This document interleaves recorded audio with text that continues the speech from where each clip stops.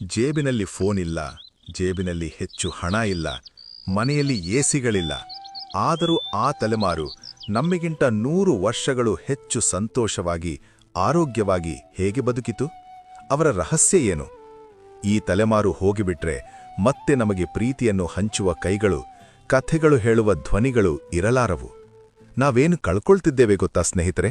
ಗಮನಿಸಿದ್ದೀರಾ? ನಮ್ಮ ಕಣ್ಣು ಮುಂದೆ ಒಂದು ಯುಗ ಮುಗಿದು ಹೋಗುತ್ತಿದೆ. ನಮಗೆ ಜನ್ಮ ನೀಡಿ ಜೀವನವನ್ನು ಕಲಿಸಿದ ಒಂದು ಮಹಾನ್ ತಲೆಮಾರು ಒಂದೊಂದಾಗಿ ನಮಗೆ ಶಾಶ್ವತ ವಿದಾಯ ಹೇಳುತ್ತಾ ಅಂತರ್ಧಾನವಾಗುತ್ತಿದೆ. ಅವರ ಜೊತೆ ಆ ಆತ್ಮೀಯತೆಗಳು, ಆ ಮೌಲ್ಯಗಳು ಕೂಡ ಹೋಗುತ್ತಿವೆಯೇನೋ ಅನ್ನಿಸುತ್ತದೆ. ಅಸಲಿಗೆ ಏಕೆ ಅಷ್ಟು ಮಹಾನ ತಲೆಮಾರು?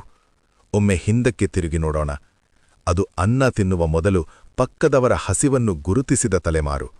ಮನೆ ಸಣ್ಣದಾಗಿದ್ರೂ ಮನುಷ್ಯರ ನಡುವಿನ ಪ್ರೀತಿ ಮಾತ್ರ ವಿಶಾಲವಾಗಿತ್ತು. ಅವರು ಎಂದಿಗೂ ನಾನು ಎಂದಿಲ್ಲ, ನಾವು ಎಂದೇ ಬದುಕಿದರು. ಉಮ್ಮಡಿ ಕುಟುಂಬಗಳಲ್ಲಿ ಕಷ್ಟ ಸುಖಗಳನ್ನು ಹಂಚಿಕೊಂಡರು. ಆಸ್ತಿಗಿಂತ ಆತ್ಮೀಯತೆಗಳಿಗೆ, ಅನುರಾಗಗಳಿಗೆ ಹೆಚ್ಚಿನ ಪ್ರಾಮುಖ್ಯತೆ ನೀಡಿದ ತಲೆಮಾರು ಅದು. ಅವರಿಗೆ ದೊಡ್ಡ ದೊಡ್ಡ ಡಿಗ್ರಿಗಳಿರಲಿಕ್ಕಿಲ್ಲ, ಆದರೆ ಜೀವನ ಎಂಬ ಪುಸ್ತಕವನ್ನು ಸಂಪೂರ್ಣವಾಗಿ ಓದಿದ ತಲೆಮಾರು ಅದು. ಗಡಿಯಾರ ಇಲ್ಲದಿದ್ದರೂ ಸೂರ್ಯನನ್ನು ನೋಡಿ ಸಮಯ ಹೇಳುತ್ತಿದ್ದರು. ಕ್ಯಾಲ್ಕುಲೇಟರ್ ಇಲ್ಲದಿದ್ದರೂ ಬಾಯಿಲೆಕ್ಕದಲ್ಲೇ ಜೀವನವನ್ನು ಗೆದ್ದ ಮೇಧಾವಿಗಳು ಅವರು. ಇಂಟರ್ನೆಟ್ ನೋಡದೆ ಅಪಾರ ಜ್ಞಾನವನ್ನು ತುಂಬಿಕೊಂಡರು. ಜಿಪಿಎಸ್ ಇಲ್ಲದಿದ್ದರೂ ಗಮ್ಯವನ್ನು ಖಚಿತವಾಗಿ ತಲುಪುತ್ತಿದ್ದರು. ಆ ದಿನಗಳಲ್ಲಿ ಕೈಯಲ್ಲಿ ಮೊಬೈಲ್ ಫೋನ್ ಇರಲಿಲ್ಲ, ಆದರೆ ಮನಸ್ಸು ತೆರೆದು ಮಾತನಾಡಿಕೊಳ್ಳುವ ಸ್ನೇಹಗಳಿಗೆ ಕೊರತೆ ಇರಲಿಲ್ಲ. ಪೋಸ್ಟ್ ಕಾರ್ಡ್ ಮೇಲೆ ಬರೆದ 4 ಮಾತುಗಳು ಫೋನ್ನಲ್ಲಿ ಗಂಟೆಗಳ ಮಾತಿಗಿಂತ ಹೆಚ್ಚು ಪ್ರೀತಿಯನ್ನು ಹಂಚುತ್ತಿದ್ದವು.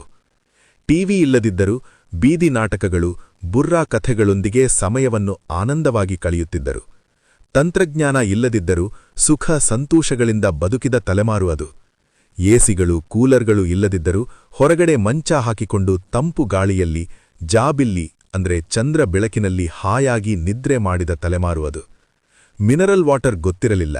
ಕೆರೆ ನೀರು, ಬಾವಿ ನೀರು ಕುಡಿದು ಕಲ್ಲು ತಿಂದರೂ ಜೀರ್ಣಿಸಿಕೊಳ್ಳುವ ಶಕ್ತಿ ಅವರದೇ. ಪಿಜ್ಜಾ, ಬರ್ಗರ್ಗಳ ಬದಲು ಪೀಚು ಮಿಠಾಯಿ, ಪೇಳೆಗಳು ತಿನ್ನಿ ಸಂತೋಷವಾಗಿ ಬದುಕಿದರು. ಜಿಮ್ಗಳ ಕೆಲಸವಿಲ್ಲದೆ ಭಾರೀ ಕೆಲಸ ಮಾಡಿ ಬೆವರು ಸುರಿಸಿ 100 ವರ್ಷ ಆರೋಗ್ಯವಾಗಿ ಬದುಕಿದರು.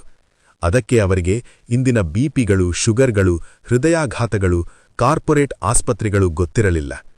6ನೇ 7ನೇ ವಯಸ್ಸು ಬರುವವರೆಗೆ ಮಕ್ಕಳ ಬಾಲ್ಯವನ್ನು ಆಟಪಾಠಗಳಿಂದ ತುಂಬಿಸಿದ ತಲೆಮಾರು ಅದು. ನಂತರ ಹಣವಿಲ್ಲದ ಸರ್ಕಾರಿ ಶಾಲೆಗಳಲ್ಲಿ ಓದಿಸಿ ದೊಡ್ಡ ಸಾಧಕರನ್ನಾಗಿ ಮಾಡಿದ ತಲೆಮಾರು ಅದು. ಆ ಕಾಲದಲ್ಲಿ ಶಿಸ್ತು ಬಹಳ ಮುಖ್ಯ. ಶಾಲೆಯಲ್ಲಿ ಶಿಕ್ಷಕರು ಬೈದರೆ ಮನೆಗೆ ಬಂದು ತಾಯಿ